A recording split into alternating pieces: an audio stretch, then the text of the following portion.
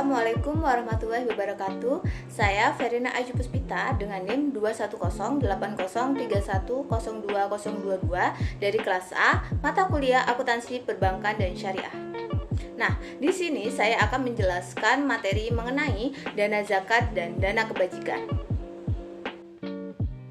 Definisi dana zakat.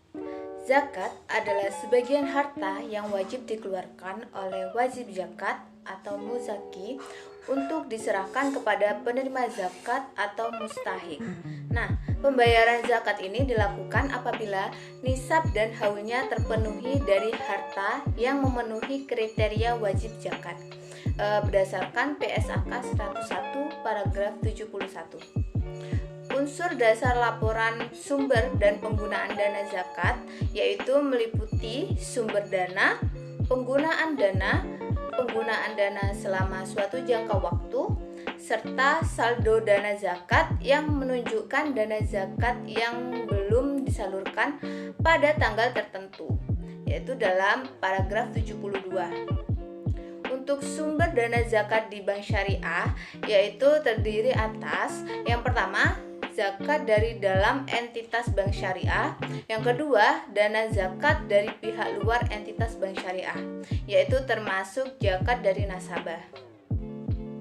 Penyaluran dana zakat itu dibatasi pada 8 golongan yang sudah ditentukan oleh syariah, yaitu fakir, miskin, amil, orang yang baru masuk Islam, hamba sahaya, orang yang terlilit utang, orang yang sedang berjihad, dan orang yang sedang dalam perjalanan.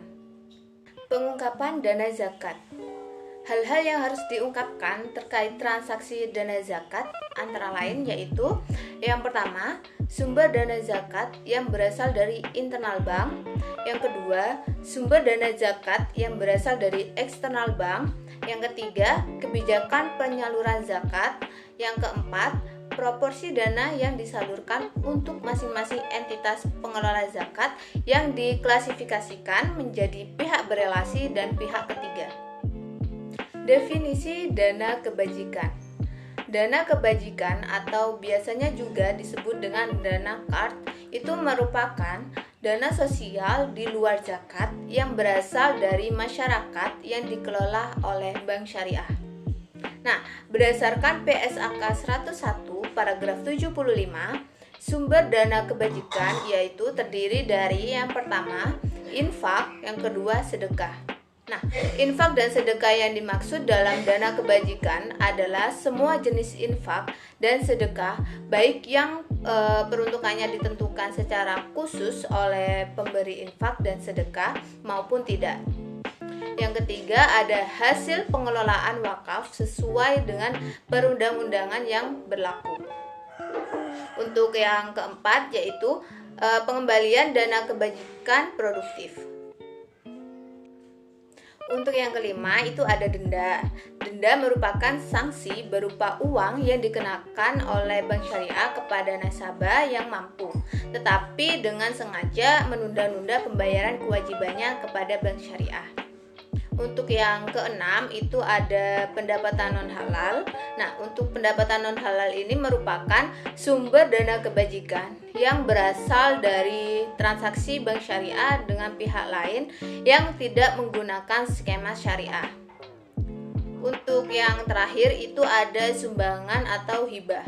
Sumbangan atau hibah ini tidak terdapat dalam PSAK 101, akan tetapi cukup relevan untuk masuk dalam kategori sumber dana kebajikan. Memang terdapat asosiasi antara sumbangan dengan sedekah. Akan tetapi istilah sumbangan ini itu lebih tepat digunakan terhadap dana sosial yang diberi oleh non-muslim.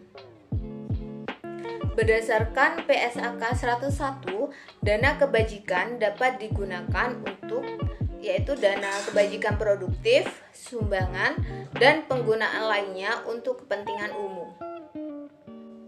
Pengungkapan dana kebajikan. Hal-hal yang harus diungkapkan dalam dana kebajikan antara lain yaitu sumber dana kebajikan, yang kedua, kebijakan penyaluran dana kebajikan kepada masing-masing penerima, Yang ketiga, proporsi dana yang disalurkan untuk masing-masing penerima dana kebajikan, yaitu pihak berelasi dan pihak ketiga. Yang keempat, alasan terjadinya dan penggunaan atas penerimaan non-halal. Sekian penjelasan materi mengenai akuntansi transaksi dana zakat dan dana kebajikan yang bisa saya sampaikan. Kurang lebihnya mohon maaf. Wassalamualaikum warahmatullahi wabarakatuh.